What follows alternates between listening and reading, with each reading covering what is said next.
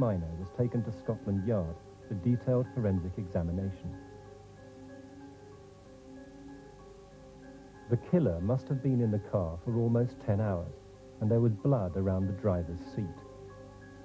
Police circulated a report that the murderer's clothing would be blood-stained.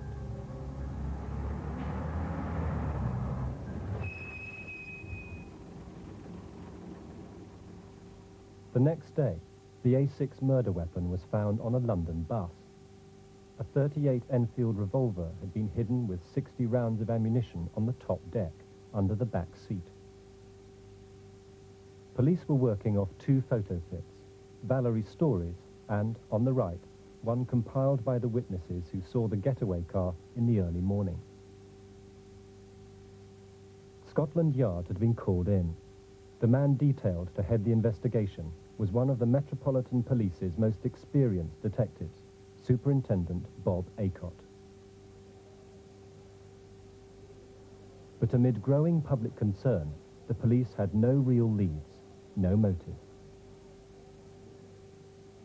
Superintendent Acott returned to Valerie Storie, still in hospital. "We've had 3 weeks so far," Acott told her. "We have no name or anything. We depend entirely on you." But Acott was disappointed. Storie admitted that she and Michael Gregsten, a married man with 2 children, were having an affair. But she insisted that this could not provide a motive for the murder. Janet Gregsten, Michael Gregsten's widow, who knew of her husband's affair, visited Valerie Storie in hospital. Afterwards, Mrs. Gregsten said the killer must have been a maniac.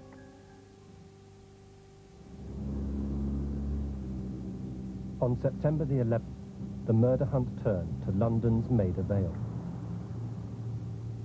The police were telephoned by the manager of a cheap guest house. The Vienna Hotel would become a key location in the case.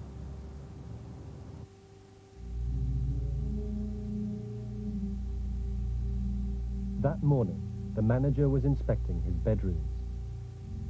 He entered a basement room which hadn't been slept in for 3 weeks, not since the day before the murder. The room was supposedly cleaned regularly.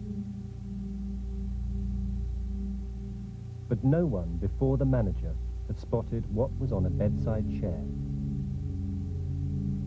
2 spent cartridge cases.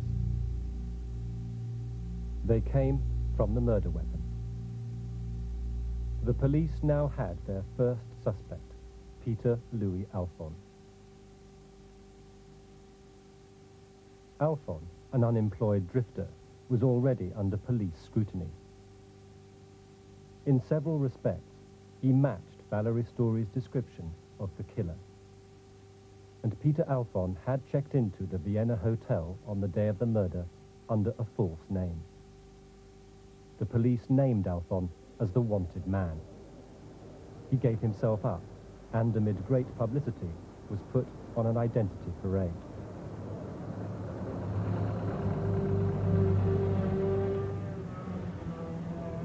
But Valerie Storie failed to pick him out.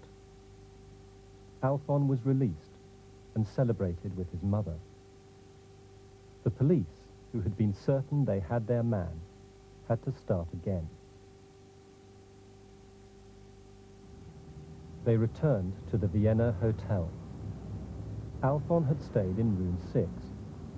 Now the police concentrated on room 24, the basement bedroom where the cartridge cases were found, and on the identity of another man who'd registered under a false name, J. Ryan. J. Ryan was James Hanratty, and he was the last occupant of room 24, where the cartridge cases from the murder weapon were found. James Hanratty was born and brought up in a North London Irish Catholic family. He was sometimes known as Ginger. He left school at 15 without any qualifications. I mean, I'm not belittling him, but he was backward at school. I mean, he could just about read, he couldn't write. I mean, then it was the sporting page at the back. 16, 17.